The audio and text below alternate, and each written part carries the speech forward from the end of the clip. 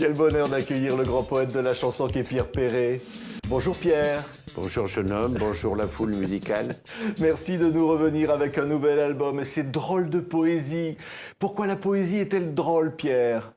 Ah bah parce que je crois que à l'intérieur de cet album, il y a quand même beaucoup de chansons à prédominance humoristique cette fois-ci, mais il y a 2 ou 3 chansons très tendres.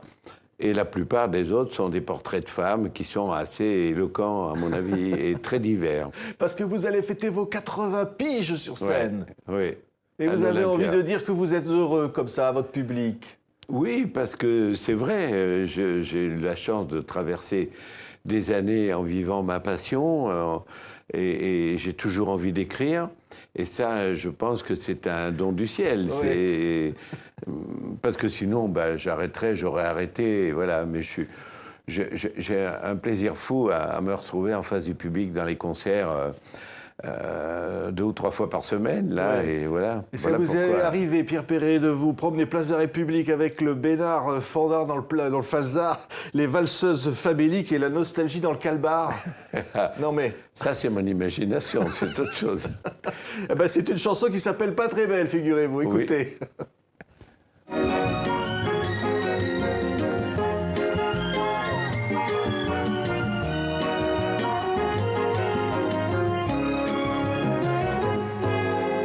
Passais place de la République, mon Bénard fendait le blizzard. J'avais les valseuses faméliques et de la nostalgie dans le Calbar. Je me suis dit, voyant cette Lulu vendre ses marrons chauds dans le froid, cette gosse qui se caille les parois à des stalactites dans le velu. Elle n'était pourtant pas très belle, un œil à Quimper, l'autre à Pau. Comment ne pas voir que chez... Bon, Pierre Perret, hein, ça c'est vraiment la langue verte. Je sens que vous allez passer place de la République, vous. Oui, ça vous avez dû y passer souvent, Pierrot. Hein. C'est comme ça que vient l'inspiration, c'est-à-dire l'envie de rire des autres, l'envie de s'amuser, d'être bien. Tout ce qui m'amuse, qui me fait éclater de rire, j'en fais état et souvent ça donne une chanson, ou tout ce qui me met en pétard, tout ce qui me révolte, etc. Ça peut donner aussi des chansons engagées, oui. Comme La femme grillagée ou Lily, ou toutes les chansons qu'on connaît de moi qui sont autres que joyeuses, parce qu'il n'y a pas que les joyeuses. Oui, et puis il y a les rondes macabres aussi. C'est-à-dire comment on peut arriver à chercher un hôpital et puis on ne trouve pas finalement d'hôpital qui veut vous accueillir, ça fait une chanson. Malheureusement, ça arrive tous les jours. Et c'est un fait divers authentique que j'ai mis en chanson, là, et ça donne... bon, je l'ai fait sur un ton assez humoristique pour dédramatiser un peu l'histoire, mais malheureusement, c'est authentique.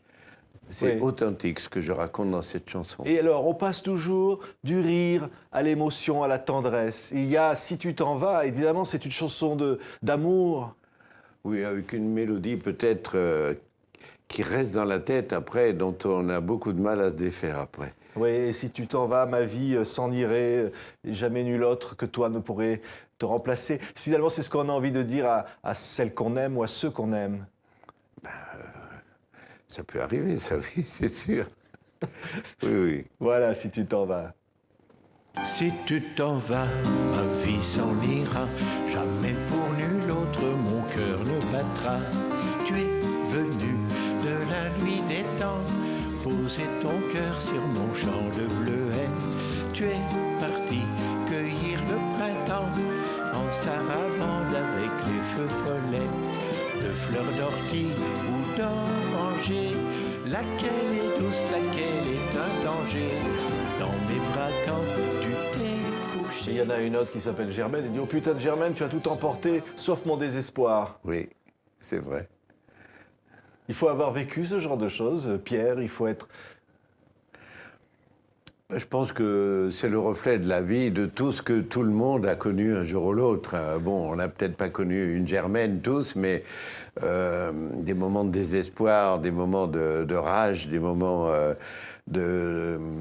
d'attente, de fol amour, parce que l'amour rend fou, c'est sûr, dans toutes les 1000 combinaisons qu'on a pu observer ou connaître personnellement, ça c'est une peinture de tout ça à travers les femmes, parce qu'elles sont multiples et finalement uniques. Il y a toujours des femmes dans vos chansons. Alors il y en a une autre, c'est la petite Hélène, qui s'en va à la fontaine, on s'en doute. Et qu'est-ce qui se passe à la fontaine, Pierre? C'est une fable moderne.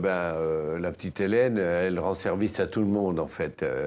Elle lave les chemises à l'un, les caleçons à l'autre, etc. Si elle voit Maurice, elle lui lave les cuisses. Si elle voit Mimile, elle astique les piles.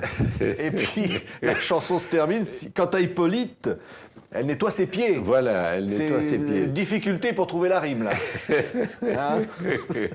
C'est l'histoire des fausses rimes, oui. Bon, j'ai pas inventé ça. Mais c'est une fable moderne qui veut que, bon, un jour, sa maman lui dit « Mais c'est idiot de laver le linge à tout le monde gratuitement comme ça. » Et finalement, elle lui dit, et un jour, elle finit par laver l'argent sale pour les trous du cul. Voilà. Ouais. Il y en a des très paillardes quand même, Pierre. Hein. Il y en a même une, on n'ose même pas dire le titre.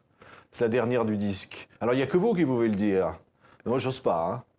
Elle avait comme une bite au fond des yeux. Mais oui. Oui, oui.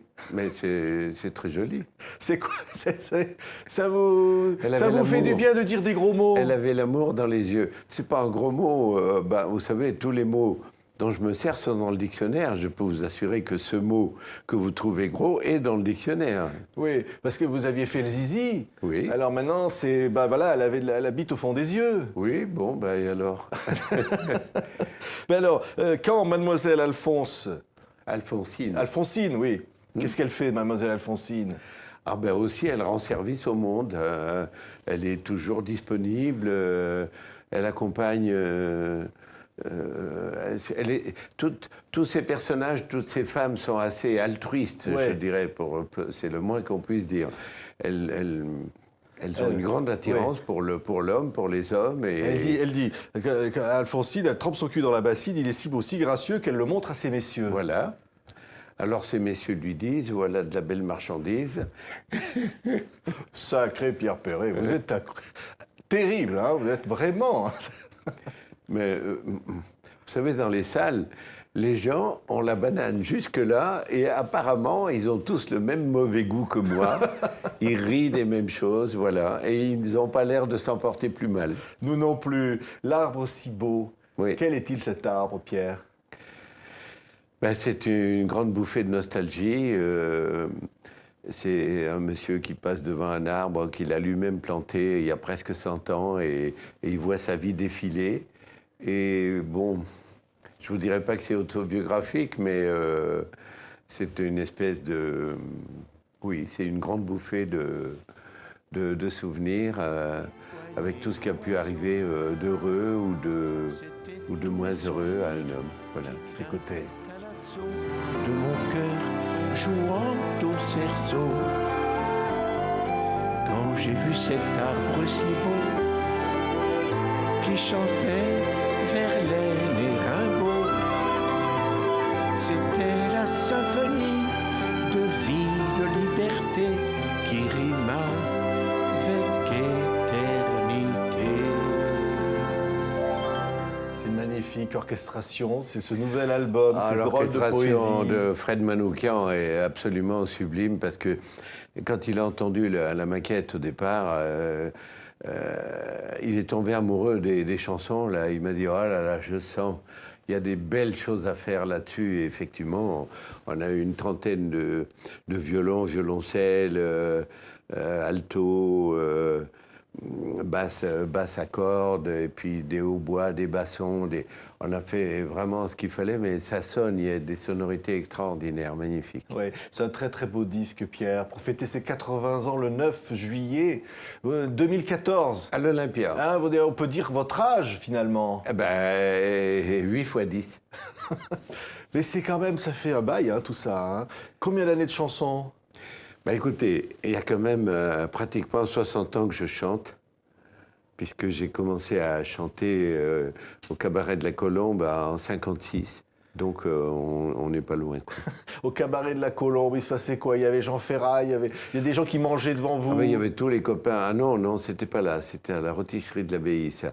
Mais non, à la Colombe, on attendait, c'était un dîner-spectacle, mais on attendait que les gens aient terminé le repas. Mais il y avait, ben oui, il y avait Jean Ferrat, il y avait Bobby Lapointe, il y avait Anne Sylvestre, il y avait Moustaki, il y avait plein de copains qui parfois ont disparu même.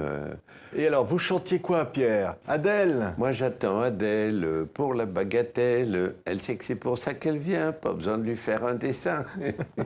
Et après, il y aura les postières. Et après, il y aura les colonies de vacances. Et puis, il y aura Tonton Cristobal est revenu. Cuisse de mouche, Zizi, Tant de on va pas succès les populaires. énumérer toutes. Mais parce tant de que- succès que le public chante avec vous par cœur. Ouais, partout, dans tous les concerts, les gens connaissent au moins 30 chansons à moi, qui chantent par cœur. À un moment, on vous entend plus chanter tellement il chante. Hein. Ah, ça m'arrive, oui. Mais c'est très beau quand il s'agit de Montilou, de Lily, par exemple, que la salle chante en douceur, magnifiquement, comme ça, c'est beau, parce qu'en plus, Lily, ils l'ont tous apprise dans leur livre d'école, presque, puisque toutes les écoles, les livres d'école ont Lily au programme depuis au moins 20 ans, 25 ans. Et ce qui est beau de toucher le public avec du bonheur, de la joie, du rire qui rassemble toutes les familles, tout le monde, et puis de l'émotion derrière pour dire les choses, pour dire que vous êtes un témoin de votre temps, Pierre Perret. Complètement, oui, parce que c'est vrai que les peintures de ces chansons sont des peintures témoins du temps qu'on vit. Et je pense qu'il n'y a rien de plus important de marquer son époque par des ponctuations de ce type. C'est important. Apparemment, les gens ont l'air d'être très sensibles à ce type de dictée qu'on leur dit comme ça. Ils aiment bien. Ouais, il y a de la poésie dans la vie, il y a de la poésie partout. La poésie est dans l'homme, finalement, dans les autres que vous observiez au Café du Pont. Ça, il n'y a que vous qui pouvez le dire. Moi, Oui, c'est le reflet des autres, de votre humanité, finalement, Pierre Perret. si vous le dites. C'est vrai, c'est vrai. Comment on peut être, finalement, aussi imbibé des autres? C'est vos parents, c'est quoi? Ça vient d'où? Ben moi, je me suis toujours nourri de l'observation très tôt. Au café de mes parents, très de bonne heure, j'observais beaucoup. J'observais et un jour, le virus de l'écriture est venu en moi.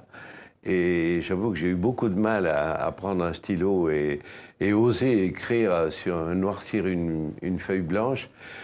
Mais le jour où j'ai vu de quelle façon étaient appréhendés mes couplets, mes chansons, dans un petit public, dans une boîte pour la première fois, etc., ben ça m'a donné chaud au cœur et j'ai eu envie de continuer.